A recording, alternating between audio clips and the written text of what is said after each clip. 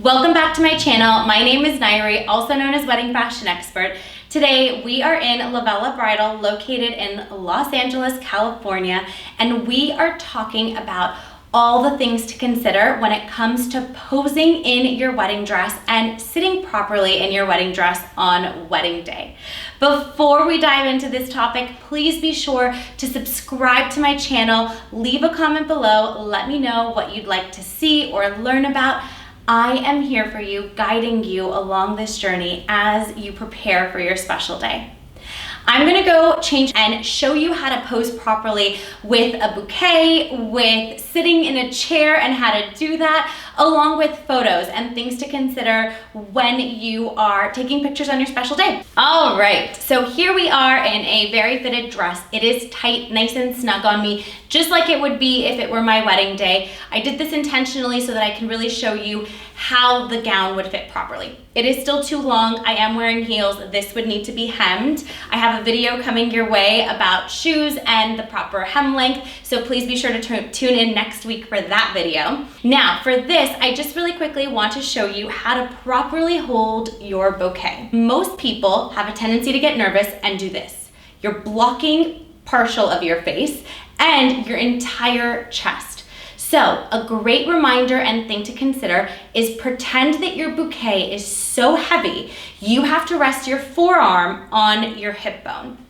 And if you do that, the bouquet is in the perfect location for you as you walk down the aisle. I'm also gonna show you why this is important with the blusher, but before we do that, I just wanna go over a few other things. So here's the bouquet. A great pose obviously is like this, off to the side. You could also do something like this, right? So just really be playful, and you'll want to hire a photographer, of course, that is going to help guide you on how to pose properly on wedding day as well. This is just a little bit of a teaser and jump starter just to show you some practical things. Now, this is nice and snug. Most of our brides who want to wear a fitted dress, they want it as tight as possible to show off the booty. In order to do that, you are restricted in leg movement and how much you can move. Also, in a dress like this, the wrinkles that you see throughout the fabric, that's normal. Nobody can get rid of it.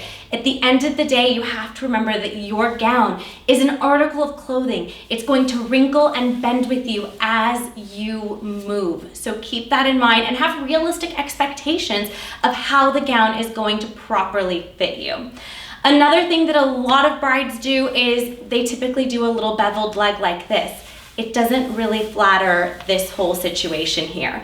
So on wedding dresses, you actually want to stand more square. If you could potentially cross the legs, because that keeps it very straight and still fluid. So my legs are crossed here. Here I'm just standing square like that, right? Another thing is we are all on technology and bending over to our laptops and all that, so our posture is a big deal.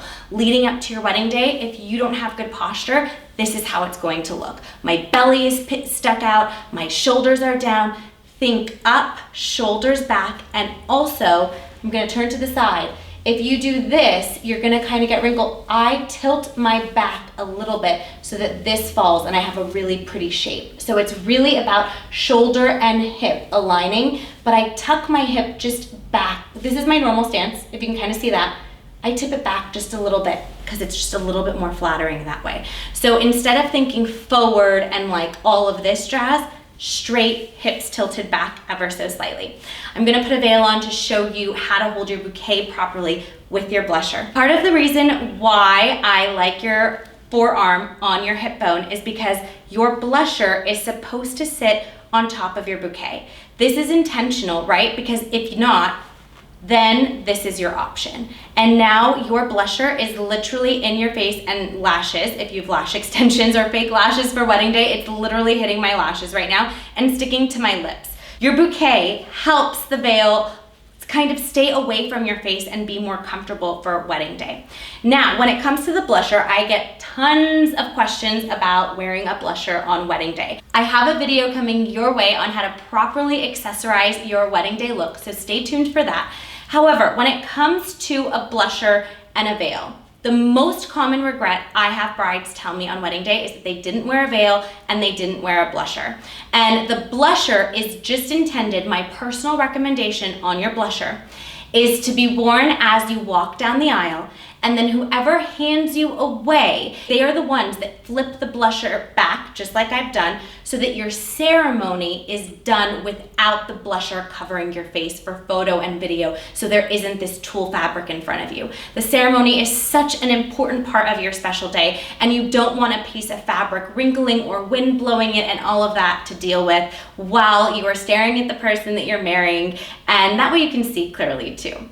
Next, I'm going to grab a chair and show you how to properly sit in your fitted dress. The same would apply in a ball gown. I'm just doing a fitted dress because these are a little bit more complicated for movement. In ball gowns, your legs are free and you have a little bit more comfort. How to properly sit in a chair. You do not want to sit all the way back, and I'm going to show you why. Ideally, super fitted dress, I am going to sit at an angle and sit down. It doesn't feel very comfortable, not gonna lie. But it actually, in an odd way, feels very secure. I'm very kept in to the dress, and it forces me to sit up straight. So this is essentially how you'd sit at an angle. Now, if you want to scoot all the way back, you can. I don't recommend it, especially for a dress like this. You're going to create a lot of ripples. Your body heat will steam these wrinkles into the fabric. So by sitting out a little bit like this, I'm not creating as much, and it feels more secure, and that way I can get up and move around freely. Another thing you want to consider when it comes to posing in your dress, the most thing that people are the most self-conscious about are the belly and arms. So for the belly, of course, you could wear a high-waisted underwear just to kind of make you feel a little bit more secure there. And for arms, it's a nice pose to just put a hand on your hip if you'd like, or kind of leave your hands out like this, where it's not squished in along your side. So practice some of these posings. As awkward as it might feel, you could even set up your phone and do a video and wear like a strapless dress of some kind, even if it's just cotton, whatever, and kind of practice moving and exuding and feeling a sense of confidence so that you can have that throughout your wedding day. Lastly, I'd like to point out that wearing heels changes the way in which you stand and your posture for photos. So opting for a heel over a flat is going to change your demeanor. If you're not comfortable in heels and prefer a flat, go for it, whatever works for you. But I do find that the second that you are in heels, you walk a certain way, you talk a certain way, and your demeanor changes in the way in which you pose in photos. So that is a huge deal when it comes to posing in your wedding dress. I hope that this was helpful. For more videos like this, please be sure to tune in to my YouTube channel, subscribe, leave a comment below, let me know what else you'd like to learn about. I will see you in the next video. Thanks for tuning in.